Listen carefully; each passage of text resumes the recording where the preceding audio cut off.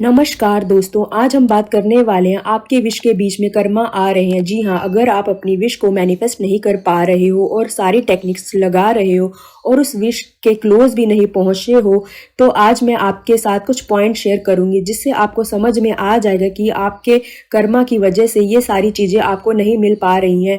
तो सबसे पहला पॉइंट, आपका कर्मा आपके विश के बीच में कब आता है? जब आपके मन में किसी चीज़ के लिए बहुत ज़्यादा जजमेंट होता है। फॉर एग्जांपल, कोई पर्सन अपने स्पेसिफिक पर्सन को मैनिफेस्ट कर रहा है, पर उसने पास्ट में सिर्फ ये कहा है कि लड़के अच्छे नहीं होते या लड़कियां अच्छी नहीं होती हैं।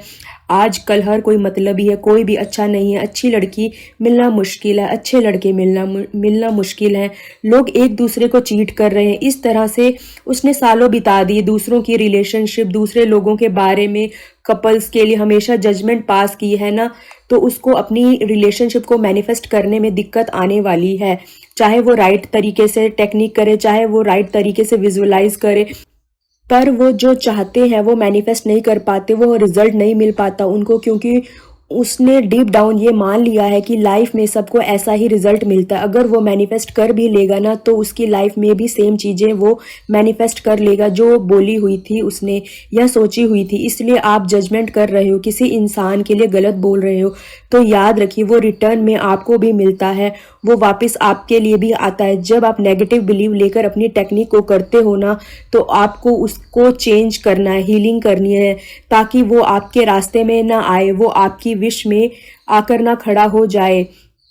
और दूसरा पॉइंट, मैंने अक्सर लोगों को देखा है कि उन्हों जब टेक्निक पता भी होती है उसके बावजूद भी वो अपनी टेक्निक को पूरा नहीं कर पाते। जी हाँ, उनकी और उनकी टेक्निक के बीच में जो प्रॉब्लम आकर खड़ी होती है वो ही सिचुएशन है या उनका खुद का आलस। ऐसी सिचुएशन आ जाएगी, चाह कर भी वो अपनी टेक्निक को डन नहीं कर पाएंगे, या उस दिन उनकी टेक्निक छूट जाएगी। उस विश को पाने के लिए ज़ीरो मोटिवेशन होगा उनके अंदर, टेक्निक करने के लिए उसका मन नहीं करेगा। वो पर्सन चाहता है कि सब चेंज हो जाए, पर वो कोई एफर्ट्स नहीं डालता है। याद रखिए, चीज़ें अपने आप नहीं बदलेंगी, एक्शंस आपको ही लेने पड़ेंगे, क्योंकि किसी भी चीज़ को मैनिफेस्ट करने का एक प्रॉपर यही पार्ट है कि हम उस विश या उस टेक्निक के लिए एक्शंस लें। सही एक्शंस लेना बहुत ज़रूरी है, बैठे बैठे चीज़ें नहीं मिलने वाली। अगर आपकी जिम्मेदारी है कि पॉजिटिव रहना है, किसी चीज़ के लिए टेक्निक करनी है, अपना माइंडसेट रेडी रखना है, खुद को रेडी करना है ना, तब तक वो चीज़ें आपकी लाइफ में नहीं आ सकती। इसलिए अगर आपकी जर्नी में भी आलसी वाली चीज़ें आ रही हैं, तो समझ जाए कि आपकी नेगेटिव कर्मा, आपके खुद का बिलीव आपके आड़े आ रहा है, आपको आपकी चीज़ें मिलने से दूर कर रहा है। तीसरा पॉइंट, अगर लोगों को चीज़ें मिलने में लेट हो रही है, तो वो कहीं ना कहीं वो अपने पास्ट में अटके हुए हैं, वो अपनी 3D सिचुएशन में बहुत ज़्यादा फंसे हुए हैं। वो ये सोच रहे हैं कि वो तो 10 दिन से टेक्निक कर रहे हैं, पर चीज़ें बदल क्यों नहीं रही।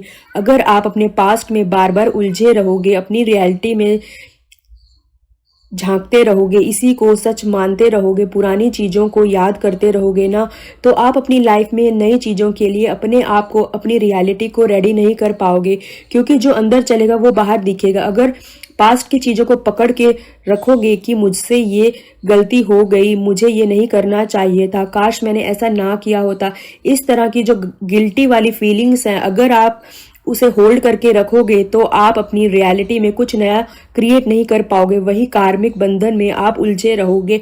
आपको चीज़ों को लेट गो करना पड़ेगा, जो चीज़ें आपके काम की नहीं है उसको आपको जाने देना होगा। किसी भी चीज़ की नई शुरुआत के लिए बहुत ज़्यादा इम्पॉर्टेंट हो जाता है कि हम उस माइंड को भी लेट गो करें जो हमें कोई काम का नहीं है, क्योंकि पुराने माइंडसेट से नई चीज़ें मैनिफेस्ट नहीं की जा सकती, पुरानी फीलिंग से नई चीज़ें क्रिएट नहीं की जा सकती। बहुत ज़्यादा इम्पॉर्टेंट है कि आप इन सब चीज़ों को बदलें। फोर्थ पॉइंट, अगर कई बार आप नोटिस करोगे कि आपकी लाइफ में सेम पैटर्न रिपीट हो रहा है और सेम सेम चीज़ें हो रही हैं और आपको समझ नहीं आ रहा कि ये सिचुएशन अब तक चेंज क्यों नहीं हो रही है, मैं इन चीज़ों से निकल क्यों नहीं पा रहा हूँ, मेरी लाइफ में चेंज क्यों नहीं आ रहा, मैं तो सारी टेक्निक्स कर रही हूँ या कर रहा हूँ फिर भी कुछ बदल क्यों नहीं रहा। अगर ये सिचुएशन आपके साथ हो रही है तो अकेले में बैठकर अपने आप से सवाल कीजिए, अपने दिमाग में सोचिए और एक पेपर पर लिखिए कि आपको क्या चीज़ रोक रही है, आपने क्या गलत किया है, आप किस थॉट्स को बार बार रिपीट कर रहे हो, आप क्या पाना चाहते हो, आपकी क्या नए एक्शंस है, आप अपनी लाइफ में क्या नया गोल या क्या आपकी विश है, तो आप उस पुरानी चीज़ों को भूल जाएं जो आपकी विश के आड़े आ रही हैं। आप उनको लेट गो कर दो, आप उन सभी लोगों को फॉरगिव कर दें ताकि आप मूव ऑन हो सकें। जब आप ऐसा करते हो तो आपको क्लैरिटी दिख जाती है, आपको रास्ता दिख जाता है।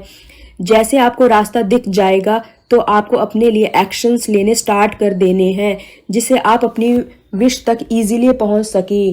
अगर आप मेरे चैनल पर नए हैं तो चैनल को सब्सक्राइब ज़रूर कीजिए। अगर आपको मेरा वीडियो पसंद आए तो लाइक ज़रूर कीजिए। कमेंट बॉक्स में thank you so much universe जरूर लिखें। तो मिलते हैं नेक्स्ट वीडियो में, तब तक के लिए बाय बाय।